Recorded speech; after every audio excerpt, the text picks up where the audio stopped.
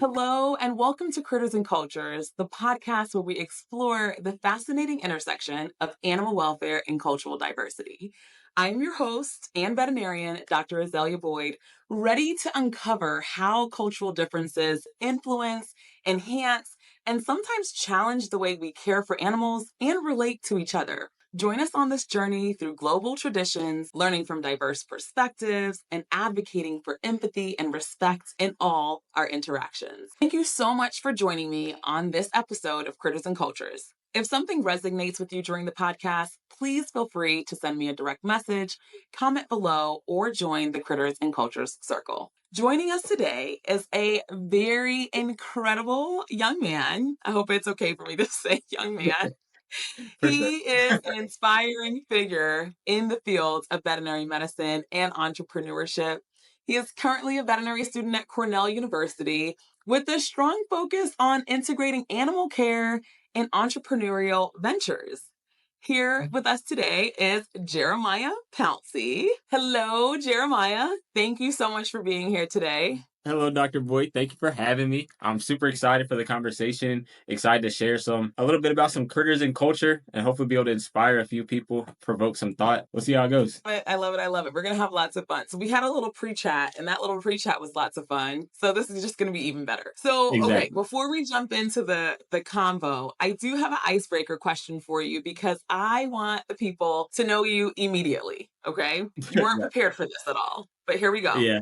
What's a cultural experience or a tradition from your background or travels that has had a lasting impact on who you are today? I would say, I guess like the first thing that comes to mind is when I went to Ghana back in undergrad. I was able to go with Dr. Emmanuel Asiyama and a group of other HBCU students, and it was his first time being home in Ghana since he came to the States to get his PhD and get his education and everything. So we were able to go back to Ghana, experience some culture, but then on the Sunday, we were actually able to go back to his family church. And that was just an insane experience in and of itself, not only just to see how a Ghanaian church is conducted, but also to see how the entire church embraced him when he came back and everything, since it was his first time being back there in literally years. And also in Ghana, just throughout history, it's a very matriarchal society. So he was introducing like everybody as his mother, and we were all getting confused, like, why are you calling everybody your mom? But that's just how it is in Ghana. And I love it. It was cool to see the culture there. Yeah. So that's probably like the biggest thing. Going back to Ghana, seeing the church. So you said going back to Ghana. That's interesting Yes. because I have been to Ghana before. Do you feel like some part of your spirit or something was there Yeah. prior? Yeah, it was honestly one of the most insane, like surreal experiences for me because I grew up in a predominantly white area and then went to North Carolina A&T or North Carolina Agricultural and Technical State University, Aggie Pride, which is Okay, the largest okay. public HBCU. But going there, it was a culture shock, but that felt like home. Just being able to look around and see myself in a lot of my other students and even in like the faculty, the professors, staff, everybody. But then going to Ghana was like that on steroids. So I loved it. I personally loved it. Felt like home to me. Yeah, Ghana was definitely a unique experience and it did feel like home. And I never shared this with you, but when I actually got back on the plane to go back home to the state, I actually went to Ghana by myself. That's the first thing. Like, if you want to talk about somebody that That's was like crazy. desperate to go to Ghana, I was like, I'm gone. I'm gonna see y'all. Nobody Yeah. wants to go. I'm leaving. So I went and I stayed at like almost stayed 2 weeks there. And on my way back, I got on the plane and Jeremiah, I literally started bawling. There was like emotions I really couldn't explain. And I had Yeah. a very native experience.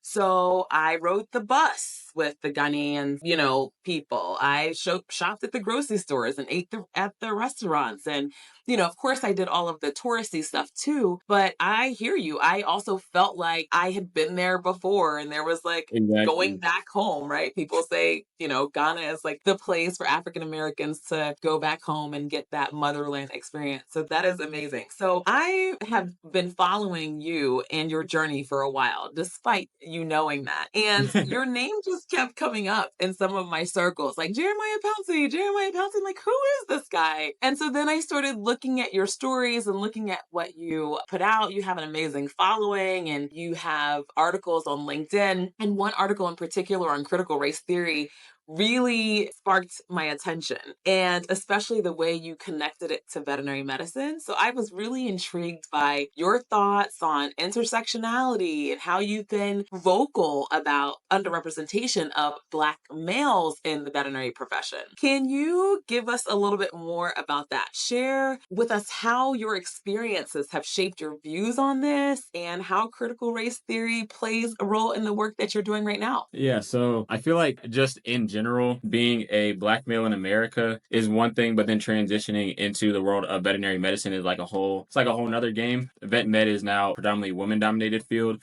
as well as a white dominated field. And just in general, less than 2% of vets are Black. So that's just one big thing in terms of veterinary medicine, not being able to see myself in vet med. And even just getting into higher education in general, it's hard to find other Black vets out there in the world. I knew I wanted to be a vet since I was a kid, but the only Black vets that I saw were on TV. I didn't meet my first Black vet until I went to North Carolina A&T, which again is an HBC, but that was where I met my first Black vet in person. And then now here at Cornell, we don't have like Black vet faculty within like the clinic rotations. We don't have Black vet faculty, and we just have a small number of Black vet students. Right now, I'm one of 6 Black males at the vet school, so it is hard to see myself and have that community when there's just such a small number of us. And that's just how I identify. But I feel like the concept of intersectionality when it comes to race, when it comes to gender, when it comes to religion, when it comes to socioeconomic status, all those different things really do play into each other and give each and every person their own experience. I feel like I can relate to you, Dr. Boyd, on a lot of things just being Black in America, but there are some things that you don't know that I experience as a Black male.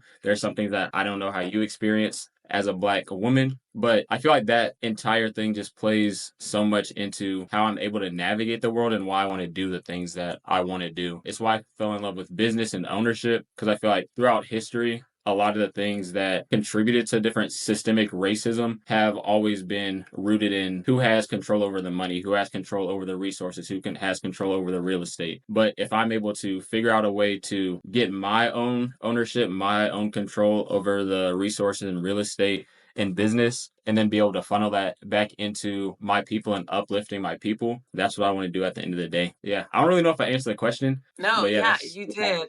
No, I think that is beautiful that, and thank you so much for sharing that, because you are of, like you said, vet med is primarily women. So you're like minority of a minority, right? yeah, So not very many of you at all. And it's beautiful to see Black males in veterinary medicine. And I'm hoping that the future looks more diverse for our fields. And I think that a lot of exactly. universities and organizations and what we're doing right now, just even having this discussion, is hopefully promoting that and having everyone understand truly the importance of it, right? But I do want to go back 100. to one thing.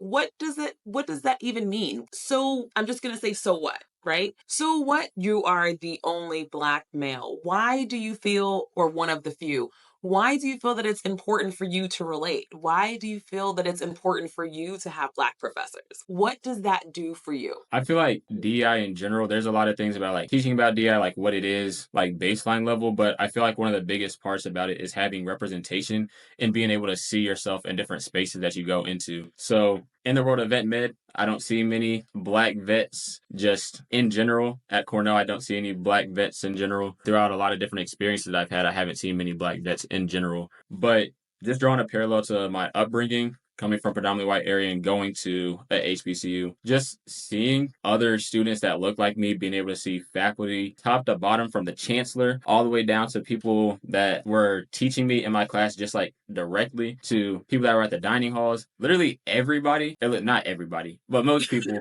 were Black. And to me, it was just insane to see. It was like a dystopian universe. Like literally the entire world was flipped on its head, but it made me feel so comfortable and everybody poured into me. And I feel like that is really important. And that's what you get out of having a community and being able to see yourself in a place. It's one thing to read about it, it's one thing to see it on TV. But when you're able to talk to somebody face to face, I'm able to have a conversation with you face to face, and you are what I've been trying to be my entire life, and you look like me. That I don't know how I can better describe the feeling of it makes it that much more tangible that I can actually make it happen, that I'm not crazy. Because Like this throughout was a history, real that's kind thing. of what they wanted it to make it out of reach for us. But it's in reach now. It's in reach and you see it. So I appreciate that. And I 100% have the same sentiments. I went to an HBCU. You mentioned HBCU. And for those in the audience that don't know what an HBCU is, it's a historically Black college and university. And so I went to Tuskegee University for undergrad and for vet school.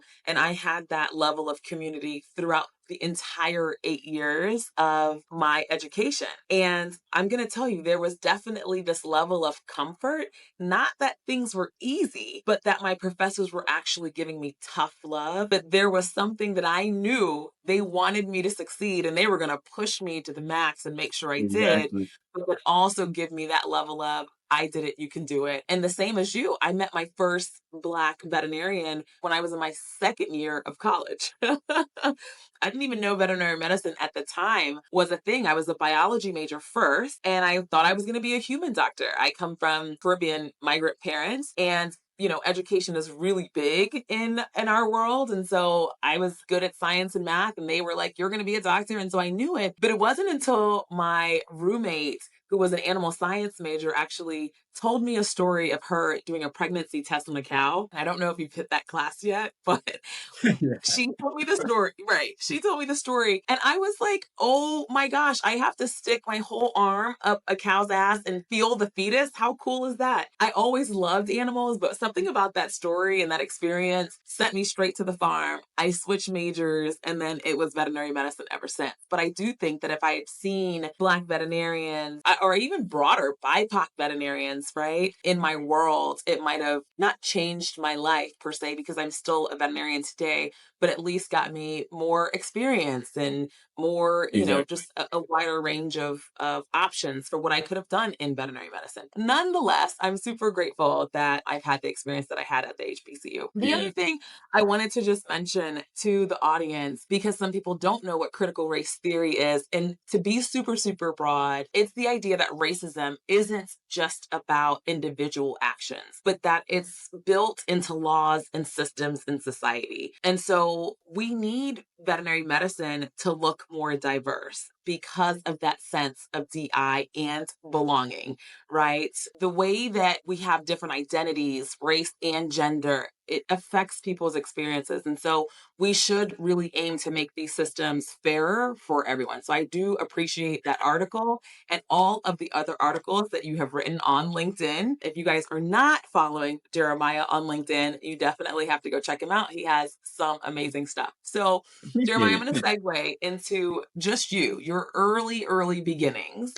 Growing up, what role did animals play in your life? And did that early experience with pets shape your decision to go to vet med? What's your story? Yeah, so I feel like getting into like I guess like the animal side of everything. I grew up having two dogs, Rocky and Mystic. Absolutely love them. But I'm actually allergic to dogs. Literally allergic to like a lot of different things. But I am allergic to dogs. And I ended up having like a reaction to them. So then we had to give them away. So like that was a whole thing. But since I was allergic to dogs and cats and fur and horses and literally everything, I wanted to get a snake. But of course, my mom didn't want me to get a snake because they're like, it's gonna eat you.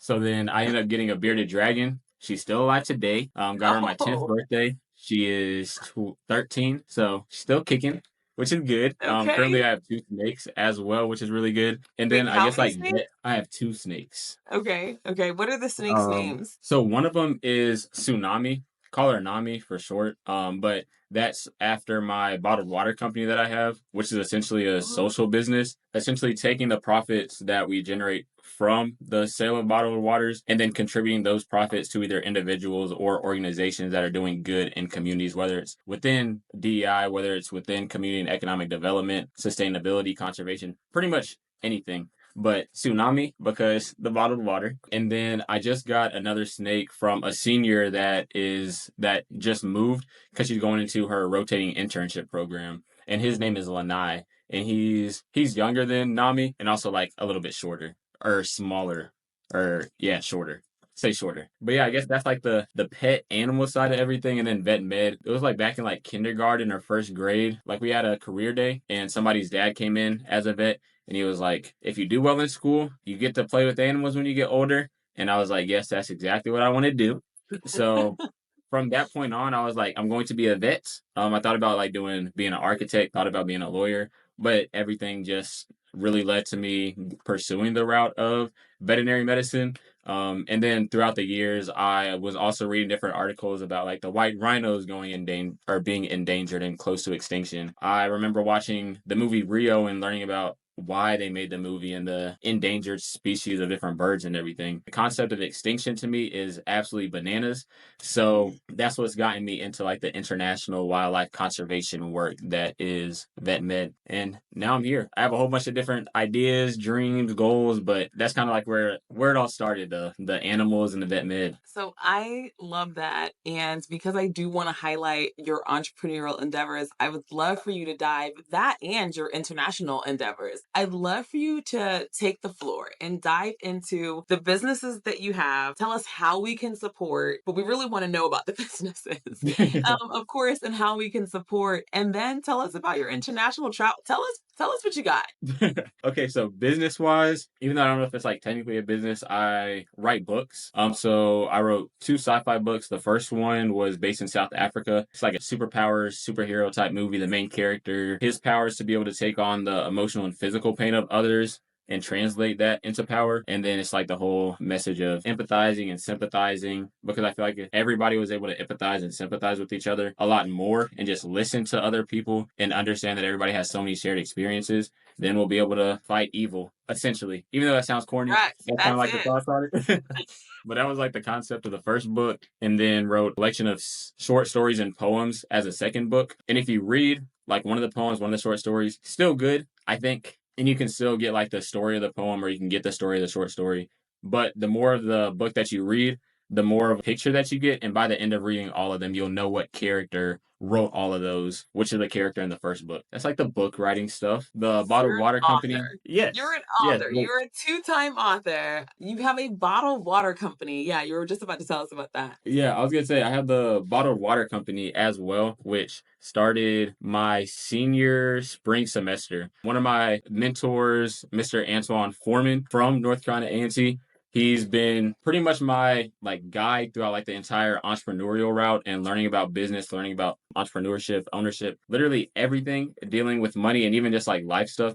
He's been my go-to mentor, go-to guy for everything. But the last class that I needed for my entrepreneurship minor conflicted with the last class I needed for my animal science major. And that came for my spring semester. And of course, I had to take the animal science class. So I had to figure out an independent study for being able to complete and get my credits for my entrepreneurship minor. And he essentially said you need to start a business, whether it's a product or a service. And if you generate profit by the end of the semester, you pass, you get your entrepreneurship minor. If Oh you my don't gosh. generate a profit by the end of the semester, you fail and you don't get your entrepreneurship minor. Yeah, I had to make it happen. Essentially, went through the whole Wow. finding a supplier or finding out what business I wanted to do, finding a supplier, going through all those different steps, ordering the pallet, breaking down the pallet, having 72 cases of water in my apartment, which was not big at all. But then literally just going to different professors' doors, knock on their doors, selling bottled water individually at different events. So I was able to get through the entire case or and through the entire pallet. And now we're here today. It's taken a little bit of a backseat since vet school, but starting to ramp back up. So I feel like the biggest thing to help with that would be if you have a business, if you know anybody with a business, just put them in contact with me, or you can reach out to me via LinkedIn, Instagram, pretty much any platform. But we do a lot of different collaborations, and I have so many different ideas of community impact projects that I want to start and create. That's kind of like the broad vision of the business, taking the profits from the business and dedicating them to different community impact efforts. Because I feel like that's what business should do at the end of the day. Should impact the community that the business is happening in. Yeah,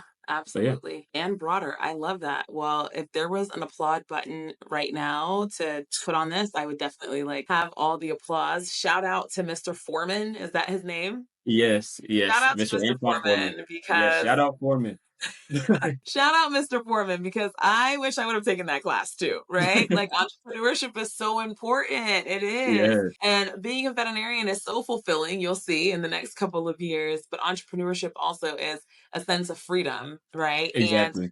this bottled water company, something that started as simple as a class instruction turned into a tsunami, a little play on Exactly. words there. Yeah. I Um, peeped it. I peeped it. you peeped the play on words. Yeah. And I love the fact that you are using your proceeds or a portion of the proceeds to give back to the community.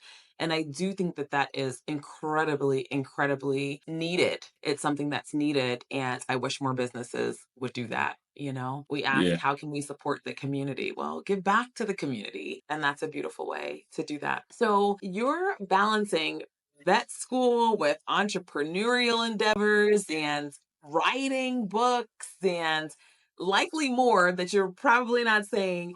How are you managing? How do you manage your time to stay focused on such a wide range of important tasks? I've told you about like my little like method that I use for making sure that I'm staying on top of everything, but hopefully this like works a little bit.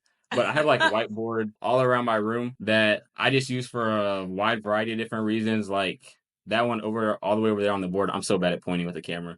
But all the way over on the board See it. is like my studying time, the different lectures I need to go through. The Oh my big one is gosh. just like a whole bunch of ideas of projects that I have. And then that one is my game of life, which is essentially how I make sure that I'm having fun while doing everything. So essentially, I broke my life into like 5 categories, whether it's within vet school, staying connected with everybody. What else? Oh yeah, business stuff, pretty much everything. And then at the Everything end is, of yeah, go ahead. Oh no, I was gonna say at the end of each day, then I'll give myself a rating on a scale like 1 to 10. Oh my And God. then after it takes like honest reflection. But once I do that, then fills up the progress bar. Of course, like color in the progress bar because that's fun.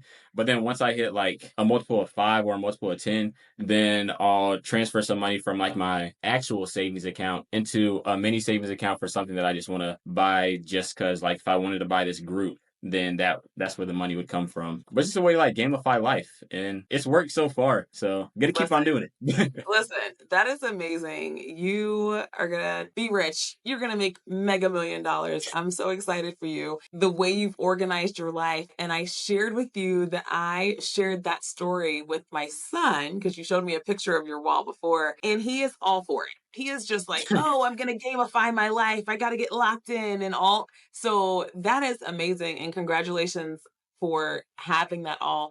I'm assuming that means you manage stress in a similar way. What would you say for those that are in the fields right now or in school that have a lot going on? How do you manage your stress? Yeah, I would say the number one thing I feel like being in vet med is that a lot of us can get into the mindset that we are like, for example, like we are in vet school right now. All we need to focus on is vet med. For me, my mind goes into a million different places. I want to do a million different things, have a million different ideas. Yeah. And I know that that's what gives me energy. That's what gets me excited about different things. I'm not just a vet. I'm not just a vet student. I do all these things, and vet med just happens to be the center One of the of things. most of it. So I feel like I try and manage my energy at the end of the day. I know what gives me energy. I know it takes away some of my energy. So I just plan out my day so that when I know my energy usually dips, which is around like 2 p.m. after I eat lunch, then I know I can take a nap. But then after my nap,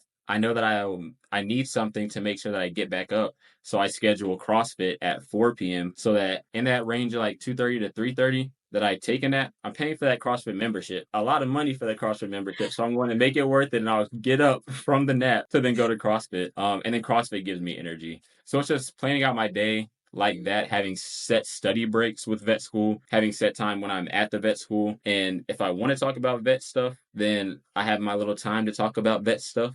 But outside of that, just got to make sure that you're pouring into all the things that make you happy at the end of the day. Love that. So you're gamifying life. You are staying disciplined with your schedule. You are working out, which is feeding you more energy. You're taking naps in the middle of the day. I have yet to be able to take a nap in the middle of the day. I don't know. I can't do it. But maybe because I'm also like you, kind of my mind's always going and I'm always thinking of Yeah. things. And so, yeah. But one day, I think one day I'll be there to take a nap. I support it. I support it. Once you get to You the nap support stage, I'll support it. you support day naps. Okay, Yes. okay, okay. Yeah. All right. So, last little thing I do want to touch on is your international experience. So, you've mentioned international veterinary business as a goal. Yes. Tell me about that and tell me what, as you've traveled, kind of what you've seen that has shaped your decision for international veterinary business. And then if there's any cultural relevance, I'd love to know that too. So I guess like my broad, like big broad end goal dream is to be able to create real estate developments surrounding the world of veterinary medicine. So being able to have veterinary hospitals, be able to have pet groomers, retail facilities, pretty much all these different businesses that all make vet care more accessible and have impact on the community. And that I feel like that's just like the Amazing. broad big goal of everything. And I thought if I do it domestically, why can't I also do it internationally? So there's of course like barriers to international like foreign investment technically, but I want to be able to partner with different communities or even with people that are doing really cool things and impacting the community directly, be able to partner with them and that be my international impact. So, for example, I went to the Sea of Cortez, Mexico with Dr. Sheridan, and she is this vet from Australia that travels around the world on a boat doing free vet care pretty Crazy. much all over everywhere. And it's all funded by social media and people from around the world donating from boat expenses to the food and water that they eat to the medical like equipment to the vaccines, the rabies shots, pretty much literally everything top to bottom about their entire operation, their entire life is funded by people just having good in their hearts and giving them money and giving them funds. So I was able to go with them and give free vet care to people that wouldn't have access to the vet care if that wasn't going on, if this couple was not willing to get a boat, live on a boat, and travel around the world doing free vet care and promote it out of the goodness of their heart. And I feel like there's so many people like that out there in the world that don't need to worry about the money side of everything. They literally just want to have good impact in the world. And through my experiences in Ghana, through going on vacation in different places, from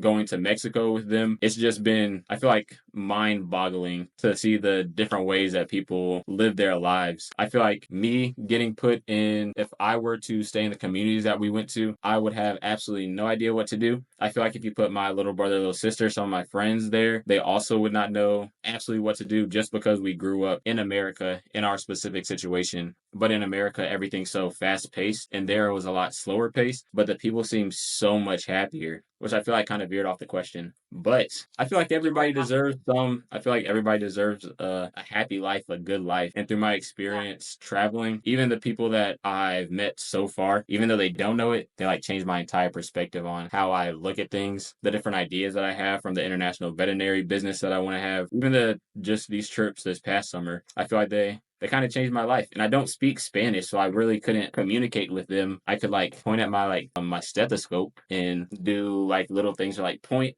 all the nonverbal communication essentially that can be communicated by everybody. But outside of Listen, that, they still changed my life.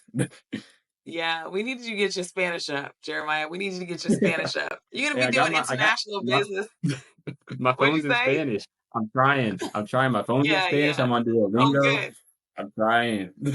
Yeah, no, but I feel you. So two things that you pointed out before we get to our final question, but two things that you pointed out is one, interactions, your international experiences have changed your life. And I do think that that ties into just the different cultures that you experience. Like you said, that your brother and sister wouldn't know because they're just not over there, right? And I think that when I first started traveling, and I came back, I was still mesmerized by my initial travel, and someone was like, "Oh, you're a wanderlust." And I was like, "Oh my gosh, I want to go more. There's more places, there's Yeah. more people, there's more food, there's more beaches, there's more Yeah. music, there's more things, right?" We get so caught up in like being in the US, and yes, it is a very comfortable life, but at the same time there is so much of the world to explore. And Exactly. when you go over and you do international experiences, and I'm actually going to Colombia in November, I'm going to shout out an organization by the name of Colombia Animals or Colombia Animales. And we're doing a sterilization campaign in Colombia this November. But when you do international experiences, you find that the people are so grateful, right? Like Exactly. you Exactly. pet their pet and they're so grateful. Like and it does something to your heart, right? It really does Yeah, something to you. So it does change you as well. So that was one thing. And then the other thing you mentioned was having good, like having good in your heart. And I love that because I literally feel like I live my life kind of on that motto. Having good in your heart means that you're approaching life with kindness, you're approaching life with exactly. compassion and a genuine desire to uplift others, right? Exactly. You're acting with integrity, you're offering support when you can, you're treating people with respect, regardless of circumstances. And so I love all of that you said. And when you carry that goodness in your heart, again, you not only improve the lives of others, but it really creates a more positive and meaningful impact in your life as well. And so I Exactly. just think that, and I actually do believe that most people, majority of people in the world want to have good in their heart. Yeah, Like I really feel exactly. that most people want to do good. Yeah, same here. Literally same here. I feel like most people I feel like there's like, of course, a lot of the bad stuff we remember, like negative things we just remember so easily. But I feel like the large majority of people in the world are good and have good in their heart. And Yeah. I do have a question for you also. Oh, I I feel like like it. throughout your journey within vet med and even just like life as a mother, how do you feel like your different experiences, like kind of like your perspective on continually doing good and having good in your heart have changed, especially when like the world of like corporate or veterinary care and like the fact that people have to pay money for veterinary care? Like, how do you feel Yeah. like that the different dynamics that you've been in have kind of like changed your perspective and how have you Yeah, navigated that? I think that's a really good question. So I graduated in 2008, so I feel like I'm very well seasoned in the profession by now. And when I initially graduated, I was a corporate girly. So I did an internship and jumped into corporate, and I was kind of groomed by corporate veterinary practice, right? So when you think about it, there are price points that can't be changed. There are structures and standards that they kind of want you to kind of abide by, and so you kind of just fall into what you've been groomed for. But I will say that because I feel like the question is relating more to how my perspective has changed in veterinary medicine, I will say that the cost of veterinary care continues to go up. It was high when I first started, it's even higher now. And one of the things that I always struggled with was presenting that estimate, especially to people who already expressed that they didn't have money, but that their pet was a part of their family. And Yeah. so initially, I wasn't really speaking for those people. I was just like, well, if you don't have the money, this corporation says you have to put your dog down, right? Or you have to surrender your dog to one of us because we have the money to do it better. And those things really freaking chipped away at me for a while. And as I got moved into leadership and nonprofit organization work, that is when I really feel like I was able to make more of an impactful difference for the community that was around, right? And I'm based out of Atlanta, Georgia. So, when you talk about that community work, that is huge because a lot of the work that I've been recently doing is more embedded into the community. And because I know vet med so well right now, I also have this level of confidence that comes with, I have this level of confidence. I'm not this newbie. Like nobody can push me over right now. I got boundaries, I got values, right? And I'm As you talking about should. those things. So so yeah, so I think that that's a really good question, and I'm so happy, honestly, and grateful to be where I am right now and with the experiences that I've had. And I'm always looking for ways to be more impactful in the world. And so yeah, super excited about the journey that I've had. I love that. Appreciate it. Yeah. Okay. So let's go for our final question because the people want to know about you. If there was one thing that you wanted the audience to know today, what would it be? One thing that I would want, I would say that no matter what stage of life that you're in, no matter what you're doing right now, whether you're a vet student, whether you're not even in the vet world of vet med, whether you're in finance, whether you're a real estate agent, literally no matter where you're in, even if you're in high school listening to this, you can change your life just by the simple decision that you make today. It doesn't matter if you feel like it's not the right time. It doesn't matter if you feel like you can't do this. It doesn't matter if you feel like you can't do that. As long as you're putting the time, effort, and energy, it may not come when you want it, but it'll happen eventually at some point in taking a bet on yourself and risking that. But if you never take a bet on yourself, you're never gonna feel like fully satisfied. I feel like that's one of the things that my parents instilled in me, that you just gotta take a bet on yourself at some point and just trust that the knowledge and skills that you've gained throughout your life and the support system that you've built throughout your life is going to help push you, and they believe that you can achieve the things that you kind of dream of. So yeah, I would say take a bet on yourself in whatever capacity it is. If you're a third year in vet school right now, or you're a fourth year in vet school about to wrap up, and you feel like vet med just isn't doing it for you, then deuces to vet med. Go, like, if you have a passion for something else, go figure out how to make that happen somewhere else. But it's going to be hard. It's going to take a lot of time. It's going to take a lot of energy. You're going to feel like giving up sometimes. But I can tell you for a fact that in the future, you're gonna be so much happier with yourself. So live life for the story. If Ah, it's going bad, that's just it's a good chapter in the book. That's a good part of character development. oh my So God. yeah, that's just how I think about it. Listen, said by Jeremiah Pouncy himself, take a risk, bet on yourself. And as a mother, I do want to shout out your parents because I do think that you're incredible and it had to come from incredible parents. So thank you for pointing out your parents as well. And I love that you said, listen, if you're in fourth year, I don't know if I would agree. I would say at least try to Oh get in yeah, it for you. Murphy is kind of crazy. At Yeah, least that's try kind of crazy. 1 year in. Yeah. But the No, but I sentiment am is a the firm same. yeah, I'm a firm believer though in throwing a plot twist. I will tell people every time, throw a plot twist in your story anytime you want. It is your life, Exactly. live your life, and I agree fully. Take a bet on yourself. So thank you for joining us, Jeremiah, and thank you to the audience for joining us on Critters and Cultures, where we explore the deep connections between humans, animals, and the world around us. Remember, every person has a story, every creature has a story, and every culture has its wisdom. Until next time, stay curious, stay compassionate, and keep discovering the wonders of our shared world.